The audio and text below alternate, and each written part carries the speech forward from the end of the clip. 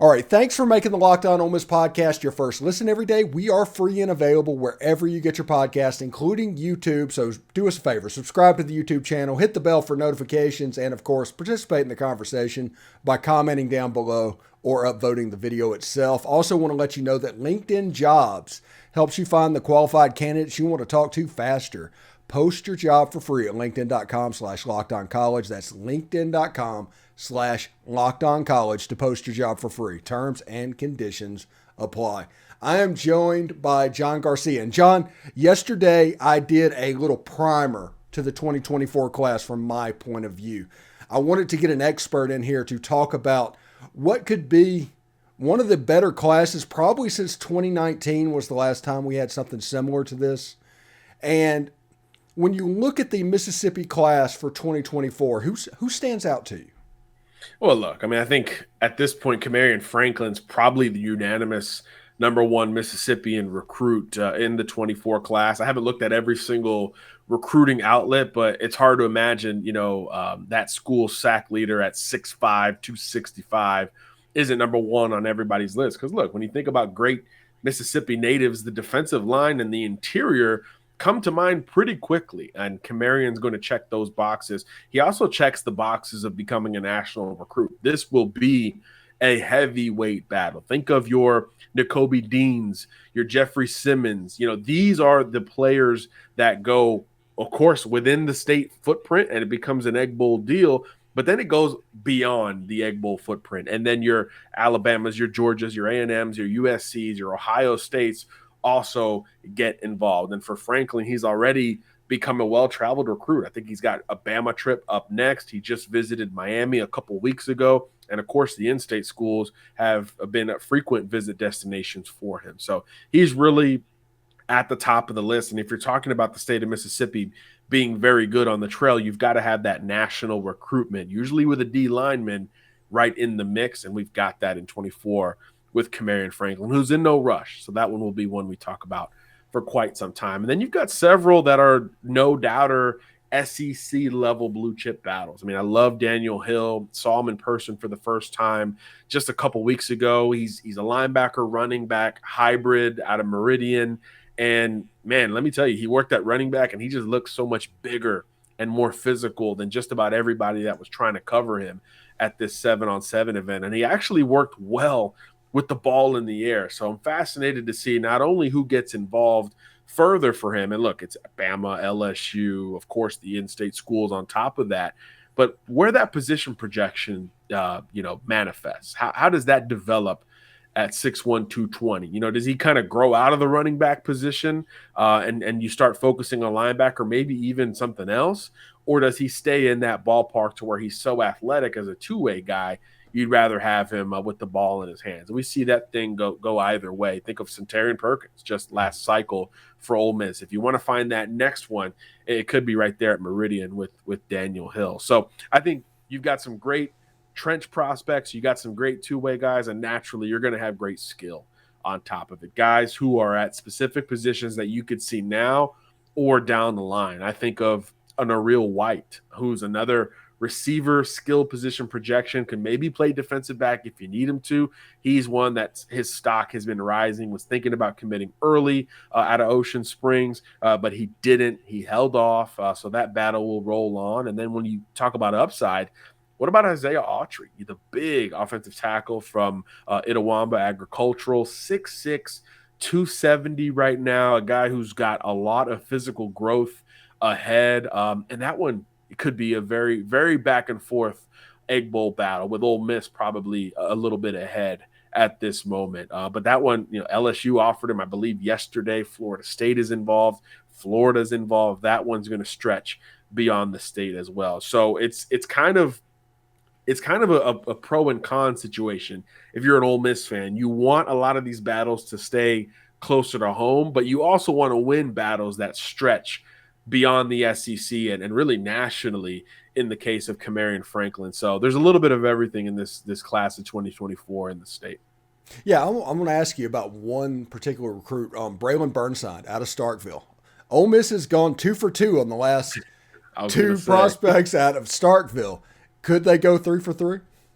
Of course. I mean, that's the thing. It's too early to rule it out. Obviously, there's so much pressure, and I feel like, I mean, your audience, of course, knows this, Stephen, but I feel like nationally, people don't realize one, how hard it is to pull a Mississippian out of the state if he's a big time recruit, and two, how entrenched this Egg Bowl recruiting back and forth really is. So for Ole Miss to have any success at Starkville High School or kids from Starkville, Mississippi is really amazing to consider.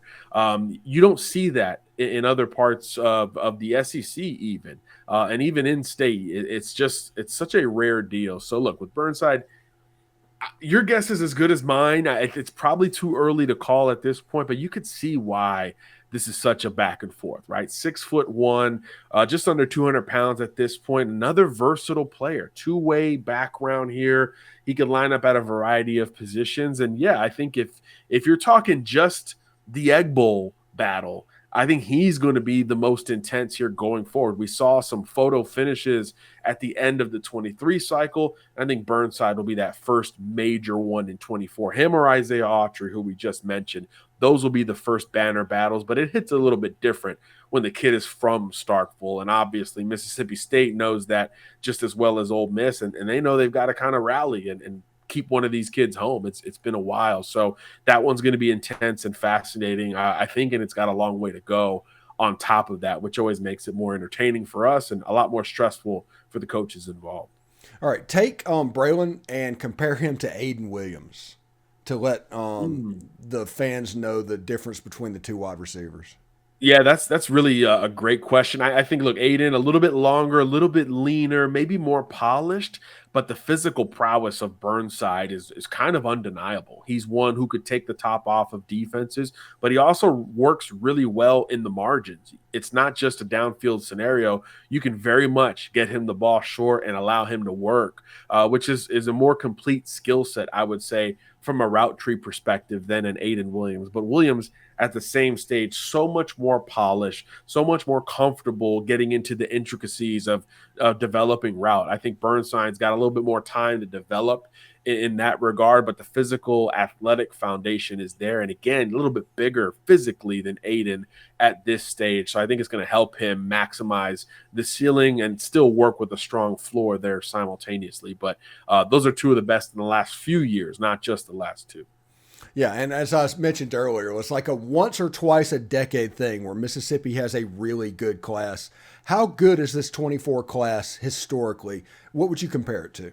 Yeah, I love it at the top. I know off air we talked about 2019. I think you can go back a couple more cycles and look at just the very top of the class and its impact. That Nakobe Dean cycle comes to mind. A lot of those players have moved around in college football through the portal and things like that.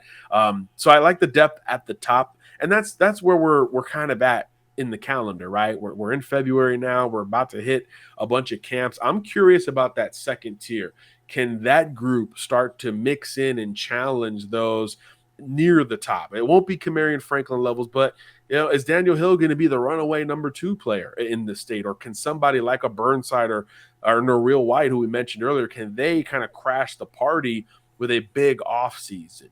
There's a lot of interesting players. I mean, when we're talking about the top 10 or 12 recruits, we haven't even talked about Anthony Maddox, who just committed to Texas A&M at QB. That's a very good sign for the state of Mississippi, and just in terms of the depth at the top. So I like Maddox. I think he's going to rise in year 2 as a varsity starter. NFL bloodlines there.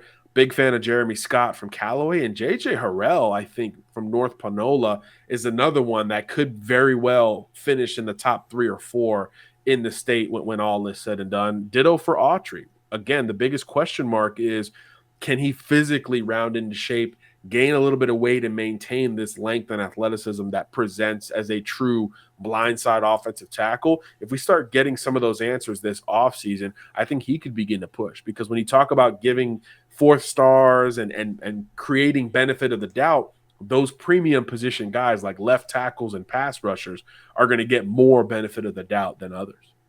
Yeah, and before we get out of here, what about the out-of-state players for Ole Miss specifically? What are some names that we need to be watching for?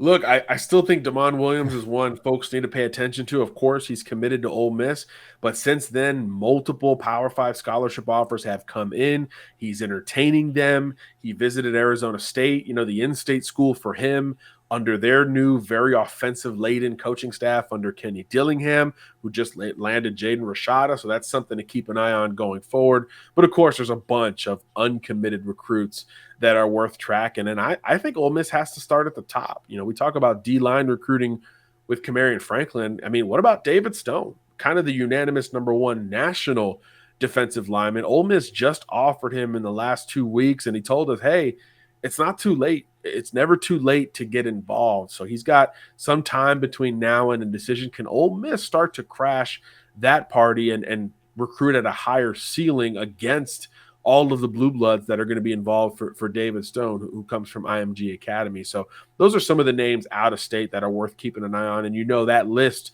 is only going to develop here as time goes on. Ole Miss is going to recruit the state of Louisiana very hard. We've seen a lot more success recently in the state of Georgia.